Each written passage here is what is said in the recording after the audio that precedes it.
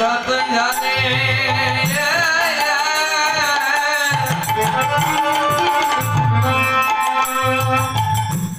ওই না তো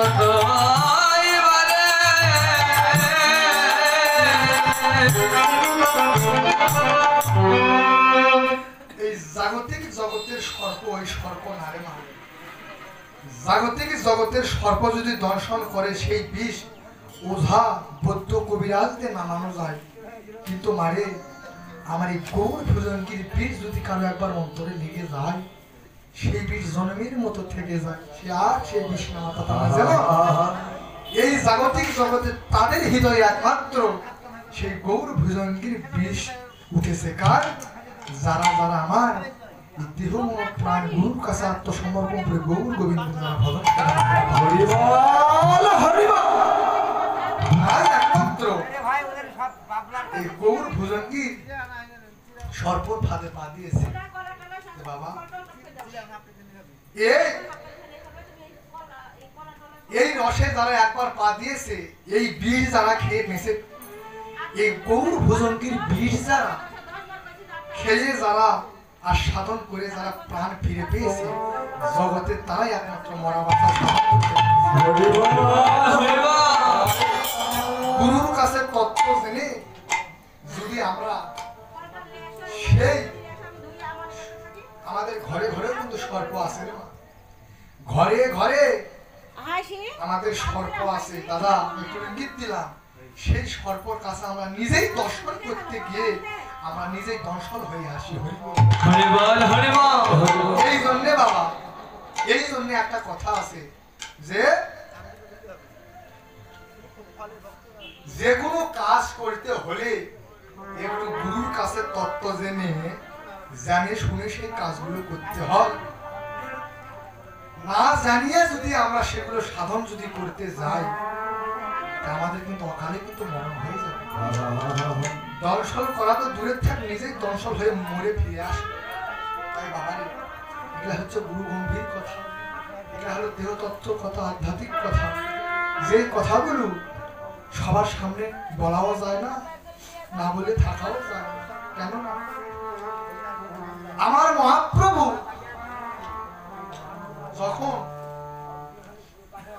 মহাপ্রভু যখন নদিয়ায় যখন অবতীর্ণ হলো তখন আমার মহাপ্রভু সে কি করলেন সেই মহাপ্রভু আমার নিজে আচরণ করে নিজে আচারই ধর্মের করে জীবের শিক্ষা দিচ্ছেন কেমন ভাবে যে হে ভক্ত হে কলিহত জীব হে কলিহত জীব না আছে তোমাদের সাধন না আছে তোমাদের ভজন কিছুই তো নেই কেননা সত্য তো ছিল যাগযজ্ঞ আর ত্রেতাতে ছিল যজ্ঞ এমন যজ্ঞ ছিল অসমের যজ্ঞ অসমের মানে বুঝেন যে ঘোড়া এগুলোকে জ্যাম এদের যখন বয়স যখন হয়ে যেত এদেরকে জ্যান্ত পোড়ায় দিত ওই যজ্ঞের আগুনে পোড়ায় দিয়ে বেদ মন্ত্রের দ্বারা আবার নতুন করে দেহ ধারণ করে দিত সেগুলো কি যাগযজ্ঞ আছে না সেগুলো যাগযজ্ঞ মহা যাগযজ্ঞ হচ্ছে আমার এই তারক ব্রহ্ম মহানাম যজ্ঞ কি হরে কৃষ্ণ কৃষ্ণ কৃষ্ণ হরে হরে হরে রাম রাম রাম হরে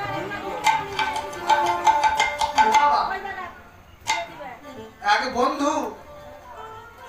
দুটি বন্ধু এক বন্ধু ওই যে ভালোবাসা দিবস হয় না হ্যাপি নিউ ইয়ার না ভ্যালেন্টাইন ডে না কি কয় তারা কিছু বুঝে না ওগুলো আশপাশও যায় না ওগুলো একদিন আমার ভক্তে সরে আসি ওগুলো আশপাশ যায় না কি বলে ভালোবাসা দিবসের কি ভ্যালেন্টাইন্স ডে আমি টাইম ডে থুছি কেন ওয়ান টাইম এই আসেই না বাবা রে এই যে ভ্যালেন্টাইন ডে ভালোবাসা দিবস আমরা বলি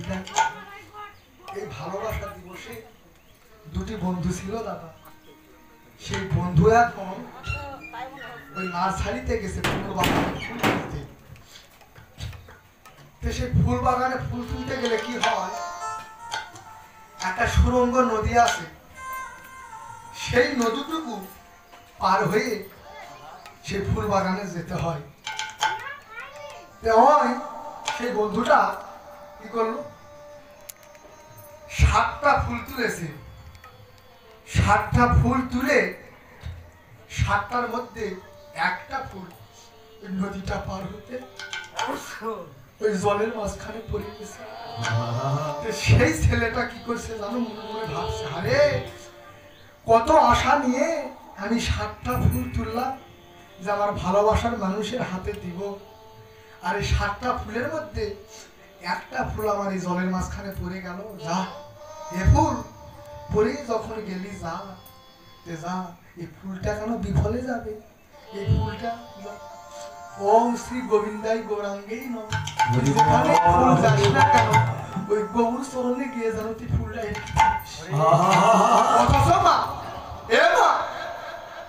সেই ছেলেটা কিন্তু কোনোদিন কিন্তু মনের ভুলেও কিন্তু একটা গোবিন্দের চরণে কোনোদিন ফুল তুলে সে অর্পণ করেনি, মনের ভুলেও কোনোদিন কীর্তনে এসে বসে থাকেনি, মনের ভুলেও ভক্ত সঙ্গ সাধু সঙ্গ কাহাকে বলে এমন কিছু সে বুঝেনি। আর সেই ছেলেটা ওই যে ভালোবাসা দিবসে 7টা ফুল তুলতে গেছিল, ভালোবাসার পীড়িতের মানুষকে দিবে, সেই 7টা ফুলের মধ্যে একটা ফুল নদী পার হইতে জলের মধ্যে পড়ে গেছে। তখন বললো, একটা ফুল কত আশা করে তুললাম, 7টা ফুল, এই 7টা ফুলের মধ্যে একটা ফুল আমার পড়ে গেল, ফুলটা কেন বিফলে যাবে, ফুলটা কেন বিফলে যাবে, যাও এই ফুলটা ওম গৌরাঙ্গাই গোবিন্দাই না, দেখো তুমি যেখানে যাও না কেন গৌরের চরণে গিয়ে বেঁধে থেকো। হরিবল হরিবল। সেই ছেলেটা একদিন মারা গেল, যমরাজের কাছে হিসাবের খাতা বের করেছে। যমরাজ আমাদের দেহে কিন্তু বাবা এই যে সকাল থেকে রাত্রি পর্যন্ত দাদা যেগুলো করতেছি না, ভালো কর্ম কুকর্ম, এগুলো আমাদের কি হয় জানো, দেহের জ্ঞান আমি তত্ত্ব দিয়ে যাই। আমার গুরু দুলাল মহন্তকে আপনারা অবশ্যই চিনেন, পাগলা দুলাল মহন্ত আমাকে বলেছে, গোপাল রে এ বাবা ভক্তর মাঝে দাঁড়িয়ে যখন কীর্তন করবি রে বাবা, অনুমানের কথা একটাও বলবি না, বর্তমান জাগতিক জগতের কথা বলবি। কেন জানিস, ওই অনুমানে কৃষ্ণ ভজন করা আর ওই কানার কাছে দর্পণ ধরা একই ব্যাপার। বাবা আসরে যদি ব্যাখ্যা করতেই হয় এমন ব্যাখ্যা দিবি যেন আমরা যেন ওই পূর্বের ভাবকে ভুলে গিয়ে আমরা যেন আমার এই গৌর ভজনের ভাবকে যেন উদিত করতে পারি। বাবারে গলার সুর ভালো হলেই যে কীর্তন হয় এমন কোনো জিনিস নয়, বাজিয়া ভালো হলেই যে কীর্তন হয় এমন কোনো জিনিস নয়, কীর্তনিয়া দেখতে সুন্দর হলেই যে কীর্তন হয় এমন কোনো জিনিস নয়। ভগবান চৈতন্য চরিতাতে বলে দিছে, ভক্তের আমি সুরও দেখি না, আমি তালও দেখি না, রসও দেখি না, শুধু একমাত্র দেখি ভক্ত নয়ন তলে আছে।